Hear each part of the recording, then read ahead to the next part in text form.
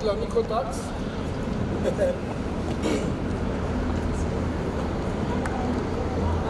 Pour Liste 11 pour le canton de Vaud. Bien, qui maîtrise bien le bonjour sujet. tout le monde. Bonjour, notre Alors, merveilleux qu'est-ce que vous chevalier. faites ici? C'est nous les chevaliers de la table Les carrée. chevaliers. Vous êtes interviewés. Souris mon roi. Ah, pour l'instant, filmé, surtout. Donc, Filmez. Non, j'ai pas fini. Alex qui va raconter parce qu'il. Guillaume il Tell, vient de nous- c'est l'origine quand même de notre logo. Oui, tout à fait. Ouais, on n'avait pas deviné. Hein. Avec... Et l'anecdote, La pomme. c'est que j'achète ce livre d'occasion Oui. sur un coup de tête, 3 semaines avant de connaître François, Voilà.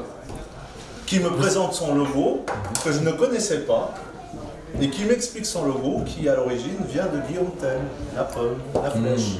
Voilà. Ouais, une pomme sur un Et pic. j'ai trouvé ça incroyable, le destin. Vous étiez là pour vous rencontrer. Une alba. Voilà. Vous étiez fait pour vous rencontrer. Ben oui. Et si tu regardes le logo, tu peux le filmer, tu vois la pomme de Guillaume Tell. Donc on dit aux Suisses, visez la pomme et pas les enfants. La pomme, c'est la consommation. Et si on prend 1 pour 1000 de toute la consommation qui circule, on supprime tous les impôts, fédéraux, cantonaux, communaux, TVA, tout. On reprend le contrôle de la monnaie, on met des compteurs partout, tout le monde est heureux, tout le monde peut bien vivre. Et puis on laisse les gens faire leur spéculation et ça tourne. C'est quand même pas génial la vie. C'est tout, il y a trop de viande, trop de beurre, trop de légumes, trop d'ordinateurs, trop de téléphones, trop de voitures, trop de tout, sauf une chose. Pour nous, les citoyens, il n'y a pas assez d'argent. Mais l'argent, c'est la chose la plus facile à produire. Les banquiers le savent bien parce qu'ils se créent des milliers de milliards pour eux et leurs copains, mais pas pour nous. Alors créons aussi de l'argent pour nous. Donc ça, c'est l'idée. Ouais. Maintenant, est-ce que l'idée va être, acceptée? C'est ça le truc. Hein. Faut Alors voir. c'est pas fini le logo. Si tu vois la pomme et la flèche, au bout de la flèche, il y a une mini croque. Ouais. C'est Oui, j'ai vu. le 1 pour 1000. Et au-dessus de la pomme, tu as 4 feuilles. C'est la nature qui représente les 4 cultures suisses. Hein, on a 4 grandes cultures en Suisse. Donc les 4 feuilles représentent les 4 langues nationales suisses. Il s'est planté sur une hallebarde. Ça veut dire qu'on doit être prêt à se défendre et à combattre pour ce genre d'idées. Quand tu dis les 4 cultures, le français, l'allemand, l'italien Et le romanche. et le romanche, d'accord. Voilà. C'est pas beau la vie, hein, on a une civilisation extraordinaire. Et là, on est pour la démocratie directe, parce que l'hallebarde est plantée sur la démocratie directe. Tu ne le vois pas sur ce logo, mais si tu le vois sur la grande affiche en bas, tu vois, c'est écrit démocratie directe dans la colonne, puis c'est écrit oui en bas de la grande affiche. D'accord. On a traversé un petit peu les villes pour arriver jusqu'ici. On a vu quelques affiches collées par-ci par-là. C'est en but de ce week-end, c'est ça? Voilà, le 20 octobre, disons les gens votent déjà. Alors, on a mis l'hallebarde parce qu'on doit défendre la démocratie suisse parce qu'ils trichent trop facilement. Et il n'y a pas de sanction quand on triche en Suisse. Non. Ouais, c'est quand même le con. C'est assez On est sympa. soi-disant une démocratie, mais on peut tricher comme on veut, et puis on se fait pas attraper. Si on se fait attraper, on n'est pas puni. C'est pas bon la vie pour les tricheurs. C'est extraordinaire. Voilà. On est autorisé à tricher. Alors il faut reprendre le contrôle de sa démocratie. Sinon, c'est une démocratie de fantoche. Autorisé à tricher et peut-être aussi même encouragé, non? En plus, ouais, on peut dire, dans certains cas, ils sont encouragés à tricher. C'est effectivement. quand même incroyable. Chaque enveloppe, on peut la vendre 50 francs, et si on est attrapé, il n'y a pas de sanction. C'est Ouais. pas beau? Ouais, c'est pas mal. Moi, je trouve que quelque part, si on réfléchit bien au contexte, au système, si tout le monde triche, finalement, ça s'annule. Non, mais l'embêtant, c'est que nous ne trichons pas, parce qu'on joue le jeu correctement. Donc celui qui triche pas, il est défavorisé. Ah, donc Ça on est s'appelle déjà un- perdant avant même de commencer, quoi. Oui, peut-être pas. Espérons qu'il y ait un sursaut populaire et qu'on ressorte les hallebardes des armoires pour reprendre la souveraineté suisse. C'est pour ça que ce bouquin-là, il a une jolie couverture. Ouais. Il dit aux Suisses, reprenez le contrôle de votre démocratie. Ouais, d'accord. Tu disais que nous sommes tous des Guillaume Tell. Tu peux préciser pourquoi nous sommes tous des Guillaume Mais Tell? justement, en Suisse, nous sommes tous le souverain. C'est nous les rois et les reines de la Suisse. Le souverain, c'est contrairement au reste du monde où on dit les gens sont en bas, c'est le bas peuple. Non, nous, on est tout en haut, c'est nous le souverain. Et le symbole du souverain suisse, c'est justement Guillaume Tell, qui tire sur la pomme et pas sur l'enfant. C'est historique. C'est intéressant. Tu C'est peux un mythe peut-être fondateur. nous rappeler l'histoire de Guillaume Tell, juste pour ceux qui ne savent pas. Alors, le début de l'histoire, c'est exactement ce qui se passe actuellement. En haut de la lance, il y avait un chapeau devant lequel on devait s'incliner. Oui. Le chapeau de Gessler. Le chapeau de Gessler dans le monde moderne, c'est le dollar, c'est l'euro, c'est la consommation, c'est ce qui pollue, ce qui nous intoxique, ce qui nous rend malade, etc. Mais tout le monde doit s'incliner bien bas devant le symbole de la consommation, le symbole de la société moderne, financière, etc. Mais Guillaume Tell ne voulait pas s'incliner devant ce symbole du pouvoir. Et le pouvoir l'a remarqué qu'il ne voulait pas s'incliner. Alors il lui a dit, tu tires sur la pomme qu'on va poser sur la tête de ton fils, et si tu touches la pomme, ton fils est sauvé et t'es sauvé.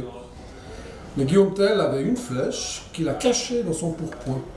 Il a tiré sur la pomme qui était sur son fils, il a réussi le coup, mais le pouvoir avait remarqué qu'il était prêt à jouer la deuxième étape, comme un joueur d'échecs. Il avait un coup d'avance. Donc le pouvoir a voulu le condamner parce qu'il voulait, si jamais il ratait la pomme et qu'il tuait son fils, il voulait se défendre. Oui. Alors le pouvoir voulait l'enfermer. La réplique. Alors ils l'ont mis sur un bateau sur le lac des Quatre Cantons, qui a des jolies tempêtes parfois. La tempête s'est levée, et le Guillaume Tell qui était sur le bateau, vu qu'il était d'une force herculéenne, a pris le contrôle de la barque, s'est rapproché du bord, a sauté hors de la barque, s'est sauvé et a repoussé la barque en arrière pour créer des problèmes au pouvoir de l'époque. Le pouvoir de l'époque voulait se rendre dans son château. Finalement, ils ont réussi à sortir du lac en tempête. Ils rentraient chez lui, mais Guillaume Tell attendait le pouvoir dans un chemin creux et il a exécuté le tir de la deuxième flèche. Donc il a supprimé le pouvoir. C'est un des mythes fondateurs de la Suisse. Et c'est ça qui a contribué à l'esprit libre des Suisses. Et chaque Suisse a le souverain. Donc en grosso modo, la Suisse est quand même arrivée au bout de son histoire, quelque part, par rapport à l'histoire de Guillaume Tell. Donc la provocation, l'acte et ensuite l'exécution. Quand on voit ce qui se passe un petit peu ailleurs, on en est... D'après toi, on en serait où ailleurs? Alors ailleurs, ils sont tous inclinés devant le chapeau de Gessler. Pour l'instant. Ouais. Et nous, les Suisses, on est les seuls. En fait, tout le monde nous traite leurs adversaires de complotistes. Oui. Mais nous assumons fièrement le rôle de complotistes. Nous sommes des complotistes parce que nous savons très bien que toute l'histoire suisse, c'est une suite de complots qui ont raté contre la Suisse. Et le complot actuel contre la Suisse, qui existe, en Union européenne, en Union mondiale, est en train de rater de nouveau. Donc on fait comme ça l'histoire. Nous savons que les complots existent et nous sommes fiers de savoir combattre les complots. Nous assumons notre statut de complotiste. Quand on dit ailleurs, on ne va pas préciser ailleurs c'est où, parce qu'autour de la Suisse, il y a quand même pas mal d'ailleurs, on va dire. Quand on parle de complotistes ailleurs, on passe pour des fous. On dit, mais attendez, l'origine du complot, le complot, ceci, l'imaginaire, ceci. Et vous, de votre côté, vous voyez à l'extérieur. Alors, nous, on démontre par la réalité qu'un autre système est possible. Tout le monde entier dit there is no alternative. Il n'y a pas d'alternative. Tina, there is no alternative. Tina, c'est ce que disaient les grands politiciens dans le monde entier, Sarkozy, Thatcher, etc., etc. La Suisse démontre qu'il y a une autre possibilité. Ouais. Et moi je dirais même que le système suisse est en train de se reproduire partout. Et si le système suisse ne se reproduit pas partout, si on ne nous copie pas, là, ça va être dramatique et il nous pousse à une guerre mondiale, il nous pousse à une boucherie, il nous pousse à de graves problèmes historiques. On a déjà vécu des guerres mondiales atroces, on a déjà commencé la Troisième Guerre mondiale. Oui. Espérons qu'on arrive à faire la paix suisse. Ça fait un demi-millénaire qu'on est en paix en Suisse, depuis 1515. On aurait dû fêter ça en 2015. Oui. On a raté l'occasion de le fêter. D'accord.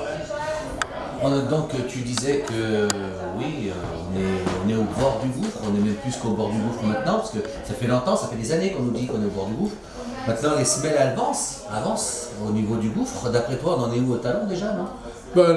Tout le monde dit la crise va arriver, mais la crise est déjà là. La crise est déjà là.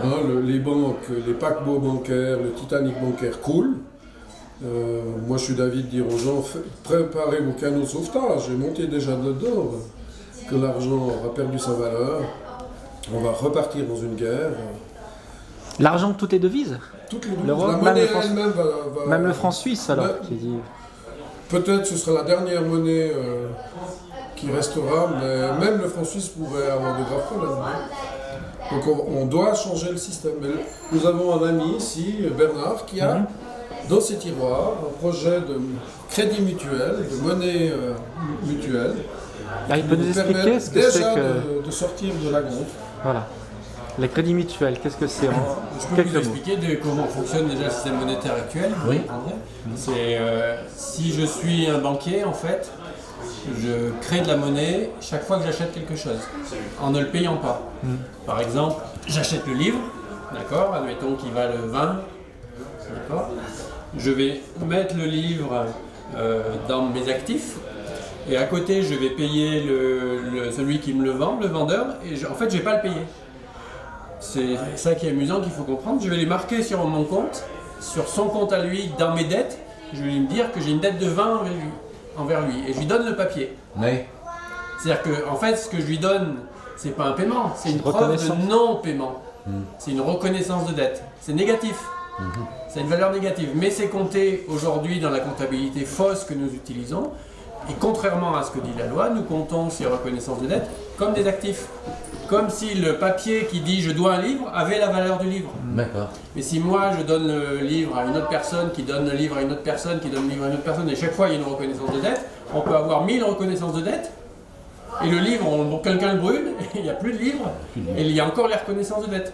Et dans les comptabilités des entreprises, et des banques en particulier, on va avoir la valeur de 1000 livres, alors que le livre n'existe plus. Ça, c'est faux. C'est fondamentalement faux, parce qu'en gros, normalement, en physique, on apprend que si le livre est là, il ne peut pas être en même temps ici, il ne peut pas être en même temps dans la comptabilité d'une banque, il ne peut pas être en même temps. Et dans la comptabilité, ce n'est pas respecté. Or, que dit la loi en Suisse, le Code des obligations, dit très clairement la comptabilité 1 doit décrire la réalité, et en plus, il faut appliquer le principe de prudence, qui dit qu'on n'a pas le droit de compter un contrat, ou une reconnaissance de dette, comme un bien, comme un actif. Donc, en fait, ce qui est fait aujourd'hui, c'est interdit par la loi. Mais ça permet, comme c'est devenu une habitude, et que personne et aucun juge en particulier, aucun procureur ne s'en préoccupe, alors que c'est du pénal. Et si on part dans la réalité, alors, parce que tu nous as expliqué ce livre qui vaut 20 quelque chose, voilà, on t'a donné un papier qui représente ce 20 quelque chose qui dit que c'est une dette. Voilà. Mais c'est complètement illégal, d'après ce que tu nous expliques. C'est illégal de le compter comme un actif. Comme une dette, ouais. On a le droit d'avoir des dettes, des reconnaissances de dettes, mais on n'a pas le droit de les compter comme des actifs. Voilà. On n'a pas le droit de mettre comme l'actif du bilan. Ce que font toutes les sociétés, et particulièrement les banques aujourd'hui. Donc dans la réalité, il aurait fallu faire quoi exactement? Eh bien, il aurait fallu déjà que chacun puisse faire ce travail-là. C'est-à-dire que vous et moi, on peut créer de la monnaie en faisant des reconnaissances de dette. Et les reconnaissances de dette doivent être acceptées de manière non discriminatoire, jusqu'à une certaine quantité, par tous les services légaux. Aujourd'hui, si je vais au fisc pour payer mes impôts, normalement, le fisc devait accepter seulement la monnaie légale, c'est-à-dire les reconnaissances de dette de la Banque centrale.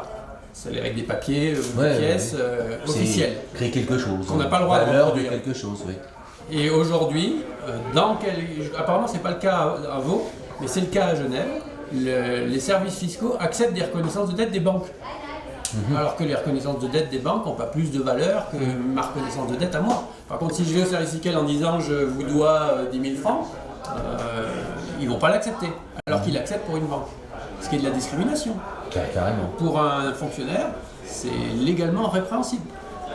C'est-à-dire qu'un particulier qui n'a pas d'argent, qui fait une reconnaissance de dette, on va partir sur le principe qu'il ne pourra jamais la rembourser, il n'est pas solvable, alors qu'une banque, simplement par son prestige, on lui passe tout. Donc c'est effectivement une discrimination.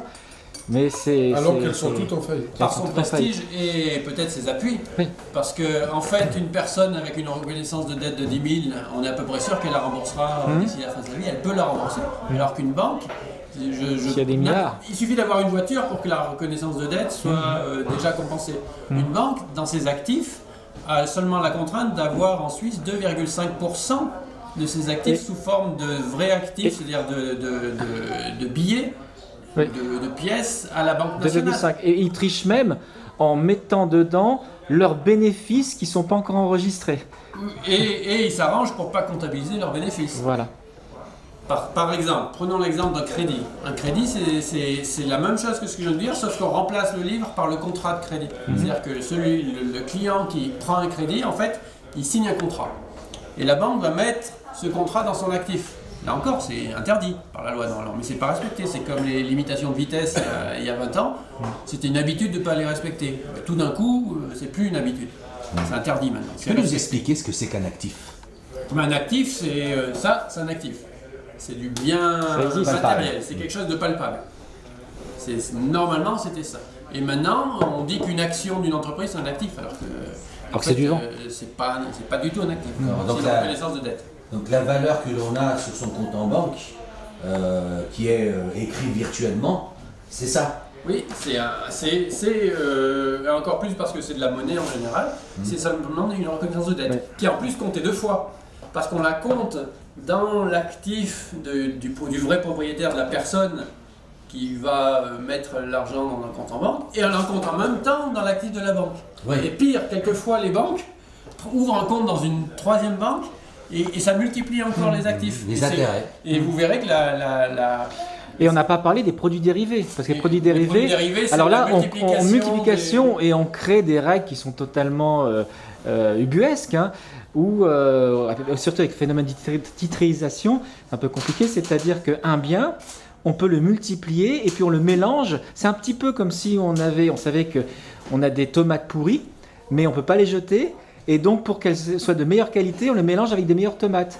Voilà, mais à force de mélanger les tomates pourries avec des bonnes tomates, il y a tout qui pourrit, quoi. C'est un peu ça, sauf que les tomates, elles ont le mérite d'exister. Oui. Alors que là, ces choses-là, c'est juste de l'imagination. Ça n'existe pas, ça peut même pas pourrir. Du virtuel, comment? Mais il y a du virtuel qui a un sens. Tout ça, c'est du virtuel, on sait que ça n'a pas de sens. C'est vrai, mais est-ce qu'on a une autre solution? Parce que on peut pas revenir au début de l'histoire où la valeur était donnée par l'or, les talons or. Il faudrait qu'on se trimballe des coffres forts, des choses comme ça. Et on n'aurait jamais assez d'or. Donc comment? Il y a une solution. Alors quelle est cette solution? Le crédit mutuel, c'est ce dont vous parliez au début.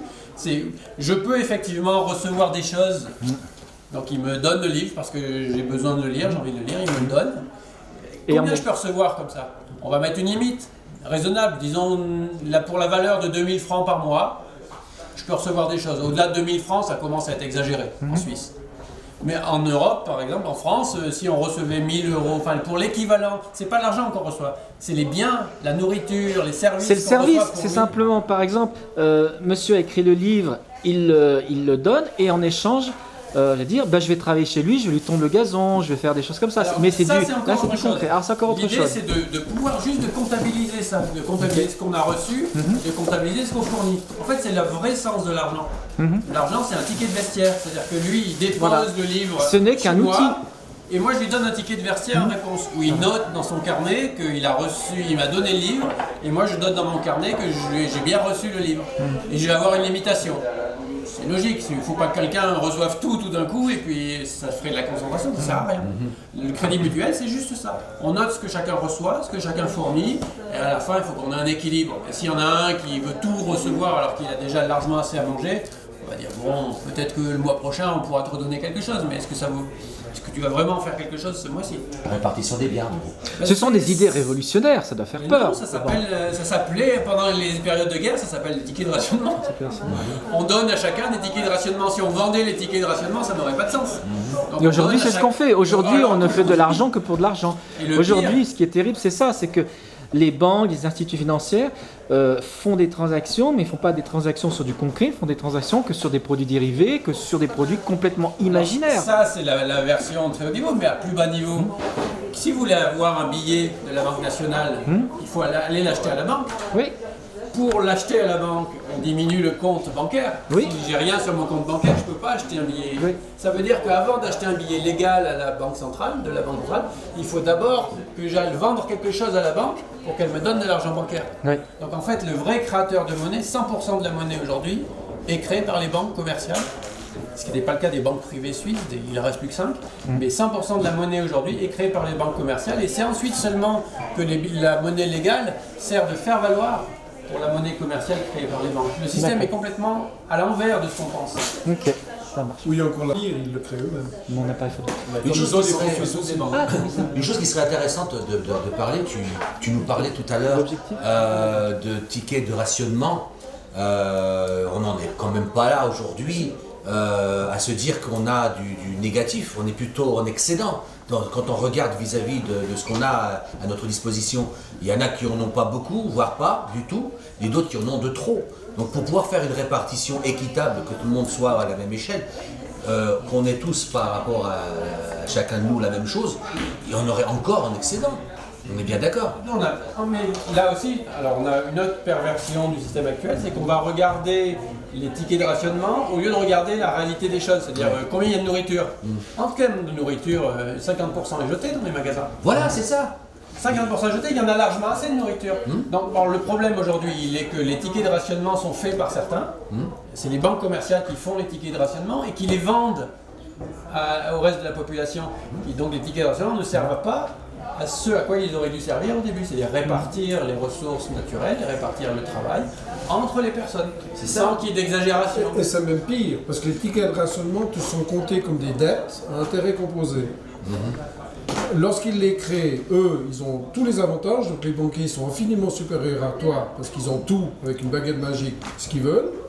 Mais quand tu appliques une politique de rigueur, et que tu rembourses ton crédit, en fait, tu détruis l'argent. Oui. Le système détruit l'argent. C'est-à-dire qu'on a besoin de la dette. La politique de rigueur aggrave la crise. Donc si tu es en Grèce, au Portugal, en France, en Espagne, etc., le système est tellement pervers que ils veulent te faire croire que tu dois faire des sacrifices pour t'en sortir, mais ça aggrave la crise de tout le monde. Mais ça veut dire qu'ils nous mentent. Oui, c'est des menteurs. Ils nous mentent. Soit ils mentent, soit ils sont Troïka, inconscients, soit ils sont bêtes, soit ils ont rien. Quand ils disent les pays sont endettés et puis que vous devez faire une politique de récession, ça ne peut pas marcher. Ils racontent des histoires. Maintenant, est-ce que c'est un mensonge ou est-ce que le problème c'est pas qu'on croit ces histoires? Parce qu'on est dans un système qui est déjà connu. En fait, même la notion de banque, une banque, est-ce que vous avez déjà rencontré une société? Est-ce que vous avez déjà serré la main à une société? Non, c'est pas possible, ça n'existe pas. Une société, c'est une marionnette réduite à sa plus simple expression, un nom. Mais c'est une marionnette. Derrière la marionnette, il y a des gens qui se cachent, qui sont les marionnettistes. Mais on ne les voit pas. Et tout le problème vient du fait... Il n'y a pas de responsabilisation. C'est que derrière, il y a... Le problème vient du fait qu'un être humain, naturellement, il voit des êtres vivants derrière des choses. On est fait pour voir des films, pour voir que Mickey est vivant parce qu'on le voit bouger. Alors que c'est juste des images qui défilent à l'instant. On a une capacité du cerveau de voir des choses, de faire croire que des choses qui n'existent pas existent. Mais oui. Et toute la base du mensonge, de l'illusion de la monnaie, des banques commerciales en particulier, du système économique actuel, c'est basé sur le fait que les gens sont gentils, naturellement, et qu'en plus ils croient qu'il y a des choses qui existent. Naïf. Naïf, mais naïf à un sens, je pense que la plupart des gens ont un fond gentil. Alors, un des plus grands mensonges qu'on fait courir, c'est de dire que l'État, c'est comme un budget d'un ménage. Ouais. On te dit, on ne peut pas dépenser plus qu'on a. Mais c'est tout faux. Ah non, c'est tout faux. On peut pas dépenser plus qu'on a. Si. On peut dépenser plus qu'on a. Oui. Pourquoi? Parce que quand on te dit on ne peut pas dépenser plus qu'on a, c'est des symboles dont on parle. Mais ce qu'il faut voir, c'est la réalité actuelle. Il y a beaucoup plus de choses que de symboles. On a une surabondance de biens qui dépasse tous les plafonds, mais on te focalise sur le symbole qui manque. D'accord? Il n'y en a pas assez pour acheter tout ce qui est produit. Il y a une surabondance. Et c'est la valeur qu'on donne. Et la valeur, on peut avoir tendance à la sous-estimer. Alors, naturellement, c'est relatif, mais la réalité fait qu'actuellement, on jette du beurre, on jette de la viande, on jette des voitures, on jette des ordinateurs, on jette des montres, on jette. On a une surabondance de tout, mais... On jette de l'argent. Alors ça, justement pas. Pourquoi? Parce qu'on te dit... Le budget du ménage le budget c'est comme un ménage, on ne peut pas dépenser plus qu'on a. Alors qu'il y a un trou entre les symboles et la réalité, et ce trou actuellement on le comble avec quoi? Avec des dettes à intérêt composé, qui aggravent la situation comme je l'ai dit avant, surtout quand tu le rembourses où on détruit l'argent. Donc l'écart s'agrandit en fait. Alors que si tu dis, c'est faux cette phrase du budget de la mère de famille, un État n'est pas un budget familial. Un État, c'est autre chose. Et tu peux combler ce trou en créant de l'argent sans dette. C'est ce qu'on appelait monnaie pleine. Des tickets de rationnement, en fait. Tu crées des tickets de rationnement qui correspondent à la masse surabondante de biens, ce qui fait que tout le monde vit bien, mais il faut distribuer ces tickets de manière égalitaire à tout le monde. Exactement. Ce qui est actuellement le cas, parce qu'ils créent ces tickets que pour les banquiers et les assureurs, à la guerre, les conflits, les révolutions. Mais ils ne créent pas pour le bien du peuple. Alors ce qui compte, c'est qu'aujourd'hui, quand on parle, il y a des théories qui s'appellent MMT, la théorie de la monnaie, de la monnaie. et qui disent mais attention, si on crée trop d'argent, on va faire de l'inflation. Mais en même temps, c'est les banquiers qui créent l'argent Bien sûr. gratuitement. Alors pour résumer, Donc, en fait, ce qui est en valable cas de pour les guerre, autres n'est pas valable pour l'un. l'argent, la planche à billets, elle tourne sans limite. Voilà. En cas de guerre, on n'a jamais de problème. Voilà, par exemple, la dernière guerre du Golfe, Toutes les guerres, on dit que chaque jour qui a dépensé beaucoup plus que je sais plus le budget sur une année. Pour ça, il n'y avait pas de limite, hein. C'était des milliards et des milliards par jour. Mais par contre, pour avoir un projet de société, on va dire par exemple pour lutter contre le réchauffement, pour le climat, là tout de suite on dit on n'a pas les moyens, on n'a pas les sous. Je prends un exemple, un des meilleurs soi-disant économistes du monde, qui s'appelait Keynes, un économiste anglais, disait la guerre va être très courte parce qu'on n'aura pas assez d'argent pour assumer les coûts de la guerre. Et c'est complètement trompé, parce qu'ils avaient toujours assez d'argent pour faire des bombardiers, des bombes, des fusils, du corned beef, des uniformes. Il n'y avait pas de limite. Pour la guerre, on n'a pas de limite financière, on crée les symboles qu'il faut pour faire la boucherie, mais on ne crée pas les symboles qu'il faut. C'est ce que disent les jeunes maintenant avec leurs pancartes dans la rue. Si le climat était une banque, ça fait longtemps qu'il serait sauvé. Mais il y a un fond vrai. Il y a un fond vrai, il existe une explication pour ça. Parce qu'aujourd'hui on dit la dette, elle est beaucoup trop grande. Mais qui a la dette par rapport à qui? Alors on dit c'est le peuple qui a la dette par rapport aux banques. Mais c'est pas vrai du tout. Si vous regardez le bilan des banques, la vraie dette c'est des banques par rapport au peuple. Et quel est le meilleur moyen de ne pas avoir remboursé ces dettes qui ne sont pas remboursées? C'est de les annuler. Et alors comment annuler les dettes d'une banque? Il suffit de faire disparaître les clients. Une bonne guerre, le gros avantage d'une guerre, c'est ce qui s'est passé dans la guerre de 39-45, c'est que quand les clients disparaissent, les dettes des banques vis-à-vis des clients disparaissent aussi. Et ils ont gardé les actifs en passant. Par contre, les actifs restent dans la... Et c'est pour ça qu'ils nous préparent une guerre. Leur solution à eux, c'est de faire la guerre en Iran, la guerre en Libye, la guerre en Syrie, la guerre en Irak, la guerre au Yémen, la guerre. C'est des malades de la guerre. Alors comment réagir? Comment agir? Parce qu'ils sont Crédit puissants. mutuel, Le crédit il mutuel. faut sortir du système. Est-ce qu'il faut sortir l'argent des banques?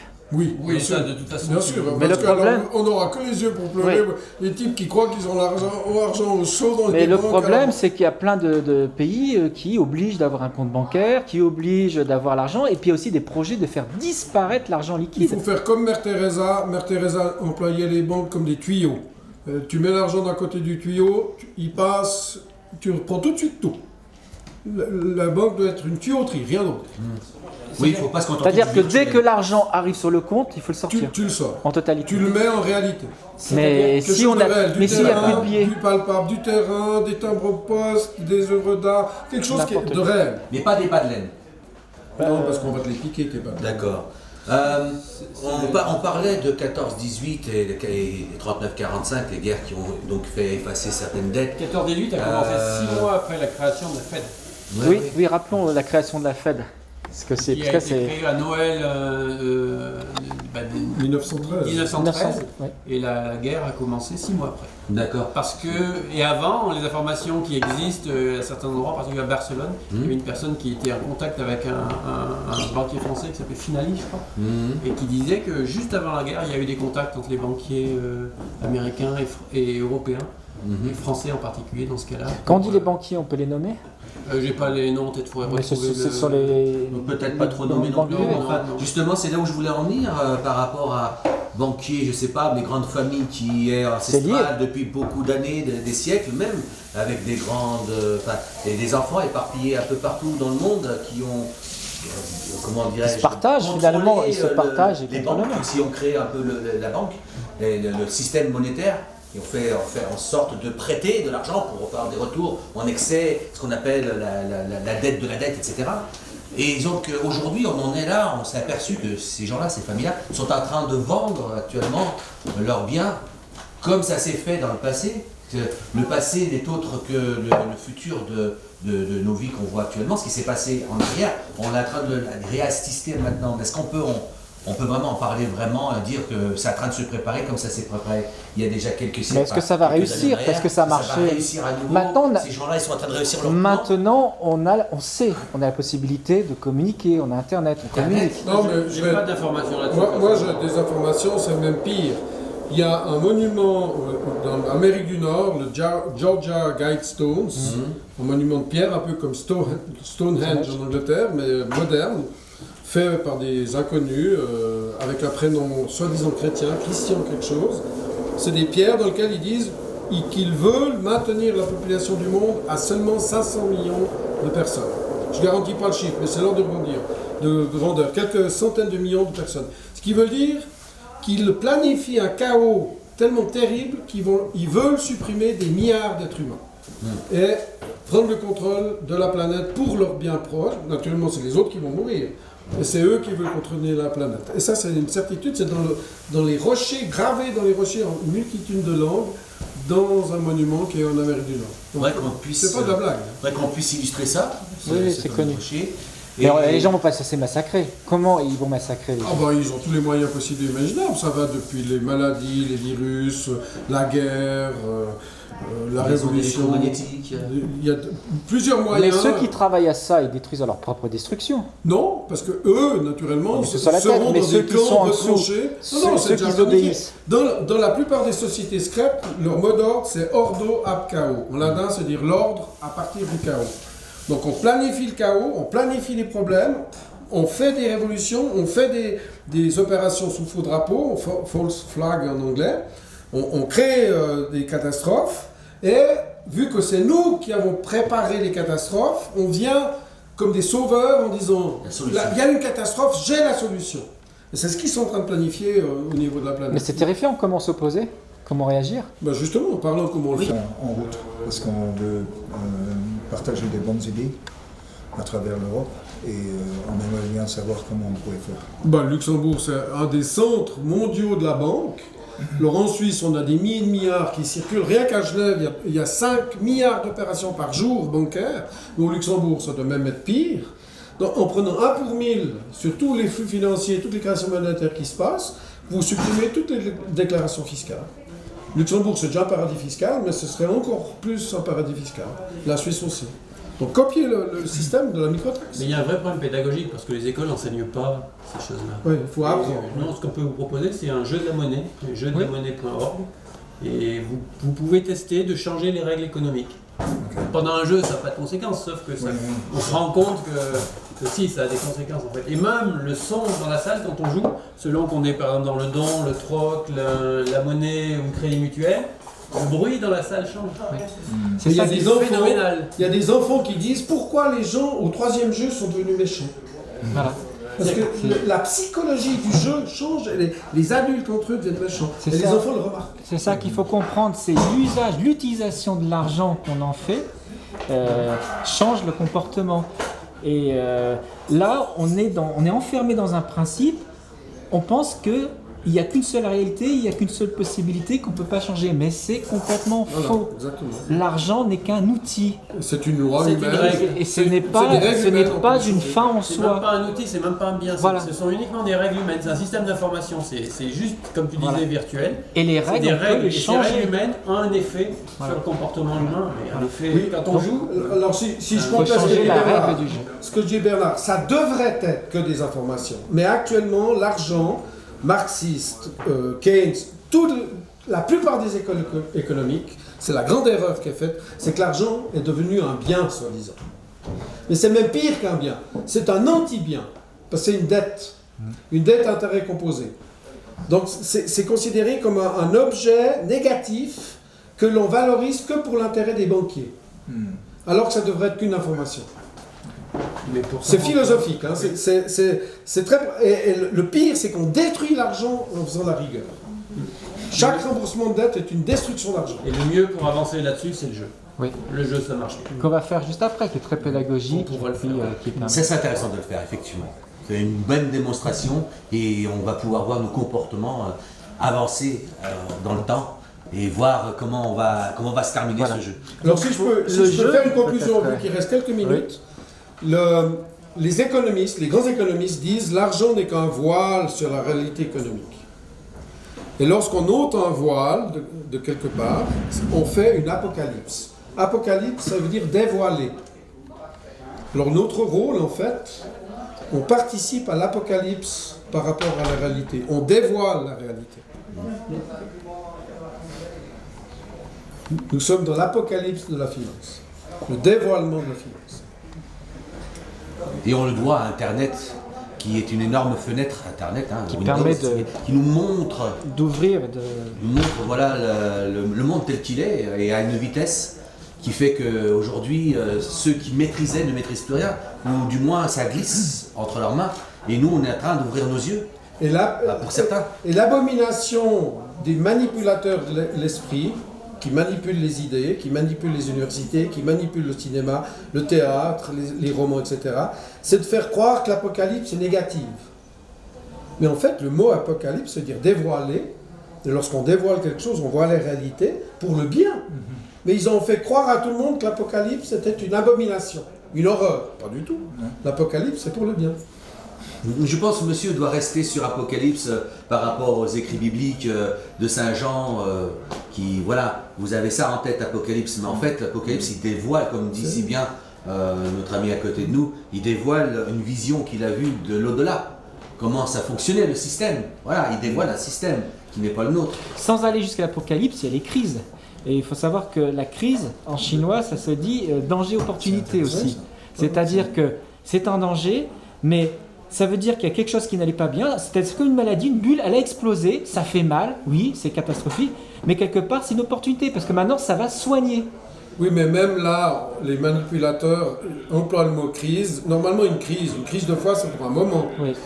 Tandis que Maintenant, elle est le permanente. système est la crise, ou la crise est le système. Oui. Ils ont fait du système une crise, où la crise est le système tel qu'il est. Et il faut dévoiler ceci. Le bateau coule, préparez vos canaux de sauvetage, on est dans un système voulu. C'est ça qui est terrible. Par une minorité, infime minorité, la plupart des gens ne se rendent pas compte que la crise est voulue, organisée, planifiée. D'accord, un canoë de sauvetage, c'est symbolique, on est bien d'accord, mais dans la réalité, c'est quoi le canoë de sauvetage pour que les gens Le puissent- crédit mutuel. La réalité, Tu vas même si changer de toutes système les bourses financier. ou les monnaies s'écroulaient, l'herbe continue de pousser, les vaches Bien continuent sûr. à manger de l'herbe, Faut pas le avoir ciel peur. est bleu. Actuellement, on détruit quelques espèces d'animaux, mais à part ça, tout va bien. Faut pas avoir peur. Faut pas avoir peur. Est-ce que monsieur avait des questions? Est-ce que ça... Bon, moi, ce que j'ai à dire au sujet de l'argent, depuis l'âge de 15 ans, je suis actif environmentaliste, surtout histoire de l'eau. L'eau me fait peur un peu parce que on dépend de l'eau et nos mers sont polluées. Et à 15 ans, j'ai pas eu de parole, on m'a pas écouté. Et en 2000, il y avait Y2K, la grande peur que les computers vont pas tourner à 2000. Oui. Et ils ont trouvé un demi-trilliard de dollars dans 6 mois. Ils ont mis sur la table pour réparer quelque chose qui n'avait pas besoin d'être réparé. Voilà, oui, tout à fait. Et ça m'a vraiment Choqué. Ça m'a choqué parce bug de l'an 2000. qu'avec une vitesse, l'argent est venu Mais oui, sur la table. il y a Comme, toujours comme de pour les l'argent. guerres, ce qu'on expliquait tout à l'heure, en cas de guerre, il n'y a pas de limite. C'est pas l'argent Il y a qui pas manque. l'argent. C'est pas l'argent qui manque. Ce qui manque, c'est les idées. Oui, c'est les idées. Et la volonté. C'est Il sûr. faut rêver ensemble. La microtaxe, par exemple, on nous dit c'est pas possible la microtaxe. Pourquoi ça serait Pas pas du tout. Si on se met à plusieurs, on peut faire le programme aujourd'hui. De prendre 1 pour 1000 sur tout ce qui bouge, toutes les créations monétaires. On peut le faire aujourd'hui. Un programmeur de première année peut programmer ça, c'est quelques lignes de Et code. tout le dans un monde y ordinateur. gagnerait, même Et les tout le monde banques. peut le faire aujourd'hui. Il ne faut pas dire que c'est pas possible. Et ça supprime toutes les déclarations fiscales et toute la TVA, tous les prix baissent, l'immobilier baisse. Et c'est faisable. C'est Parce ça, qu'il c'est faut ça, voir c'est la ça. réalité. On a trop de chips, mais ils ne nous font pas les symboles qui Voilà. correspondent aux chips. C'est-à-dire qu'à chaque fois qu'on crée de la richesse, il y a une partie qui doit servir à la collectivité. Voilà, tout simplement. Oui, c'est simple. Et 1 pour 1000, ça suffit. Parce tu as cité tout à l'heure le ménage qui est apparenté quand même à la ménagère, etc. On a justement une personne qui peut justement nous donner son point de vue, sa vision, Ou ses son questions. sentiment. Et Ou ses ses questions, bien sûr. Plutôt transmettre, bonjour, je suis Marcella. Transmettre peut-être les doutes que j'entends quand on présente l'idée aux personnes. Une idée, c'était les gens vont partir, ils vont plus faire des échanges ici s'ils se sentent pénalisés. Et 2, c'était que ça se transcrirait dans le prix qu'on paye. Donc quelque part, on aurait une compensation qui annulerait le bénéfice de Bon, je peux répondre à ça. Voilà, mais ça, c'est intéressant. Parce que- Premièrement, actuellement, on paye presque 8% de Oui. TVA. Oui. Et on va payer 1 pour 1000 sur les flux. Donc le calcul est très vite fait. Donc là, les prix au contraire vont baisser. Et d'ailleurs c'est intéressant de voir dans l'économie, tous les prix devraient baisser. Alors on nous dit qu'il n'y a pas d'inflation, ce qui est un mensonge, parce que les prix de l'immobilier augmentent, les prix des CFF augmentent, les prix de la lamal augmentent, on nous ment. On nous ment à tire-larigot. Hein. Donc première objection. Deuxième objection, est-ce que vraiment les gens qui sont en Suisse, qui ont leurs enfants dans les écoles en Suisse, leur maison en Suisse, leur famille, leurs amis, etc., est-ce que vraiment, alors, ils vont partir pour 1 pour 1000, alors qu'on leur supprime tous les soucis de déclaration d'impôt, qu'on leur supprime tous les risques juridiques de revision fiscale sur la TVA, sur leur déclaration d'impôt, sur leurs impôts sur le revenu, les impôts sur les bénéfices de société, sur les successions, sur les rentes, etc., les impôts anticipés, les droits de timbre, on supprime tout. Est-ce que vraiment ils vont partir pour 1 pour 1000 ?